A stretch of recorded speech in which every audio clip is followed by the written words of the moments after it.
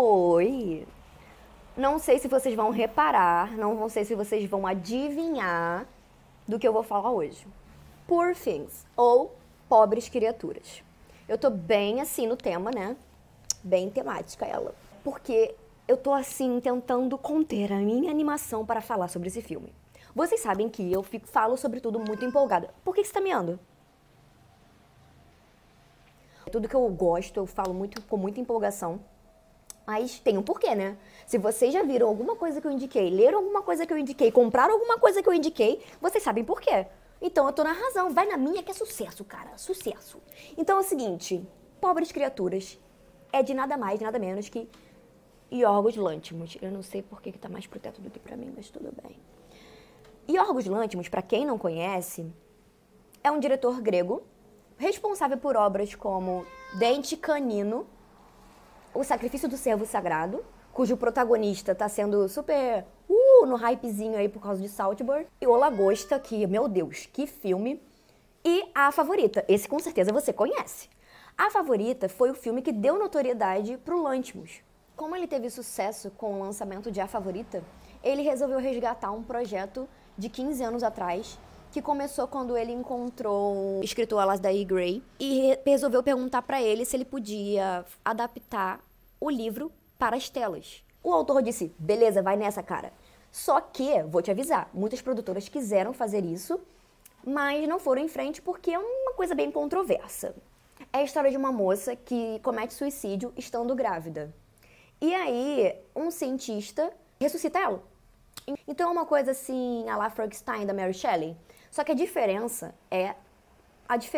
eu acho que é no cerne da questão. Que o monstro da Mary Shelley, ele vem para questionar as questões da sociedade, sim, também, que é monstro, visto como monstro. E nessa obra, na verdade, é uma parada mais feminista e também aborda umas outras questões como sociedade.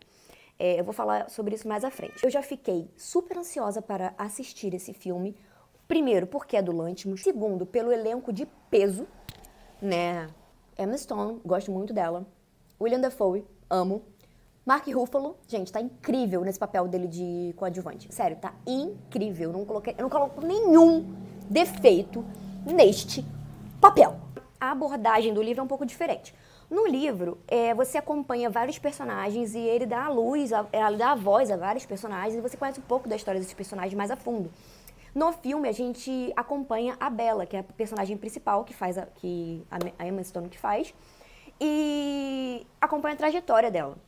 E aqui eu vou dar alguns motivos para vocês assistirem e algumas curiosidades, porque eu quero que vocês assistam o filme sem ter noção do que se trata, porque eu achei muito interessante eu saber em primeira mão como seria a história contada. Outro ponto que eu quero trazer aqui que é super importante são os diálogos. Estão afiadíssimos, dizem muito com a personalidade da Bella, de um humor satírico. Carro de som. O que nos leva ao personagem do Ruffalo, que tá, sério, dá pra arrancar umas boas gargalhadas com o humor dele, sinceramente. Tá uma coisa bem cínica.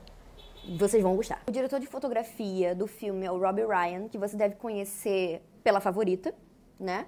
Sempre em Frente e História de um Casamento. São filmes muito diferentes, que você fala assim, gente, que fotografia, uma coisa não... Mas, gente, ele é simplesmente genial. Quando eu comecei a assistir o filme, já teve a cartela ali, a cartela do filme e a lente que ele escolheu usar nas primeiras cenas, a textura do filme e o fator preto e branco me remeteu muito ao expressionismo alemão.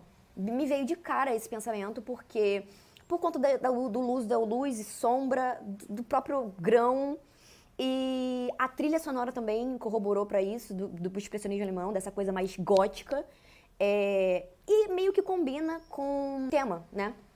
Essa coisa do cientista maluco, entre muitas aspas. E ao longo do filme, a fotografia continua surpreendendo, porque ele vai avançando de acordo com o roteiro.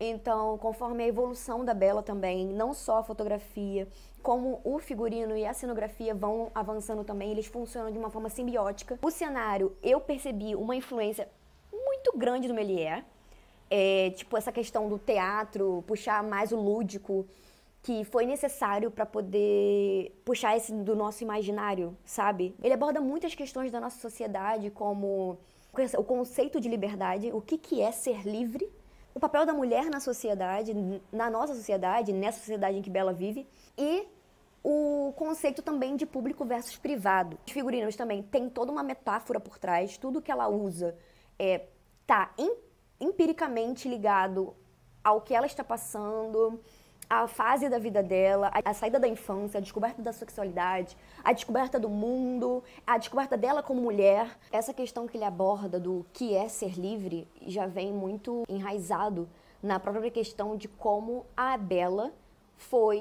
voltou à vida. Então, a Bella, como mulher, não teve a liberdade, não foi livre nem de escolher morrer, porque alguém a trouxe à vida de novo. Pra mim, isso foi o ponto ápice do filme em questão da liberdade. Você vai avançando na história da Bella e muitas coisas fazem sentido até propriamente a liberdade da mulher em si.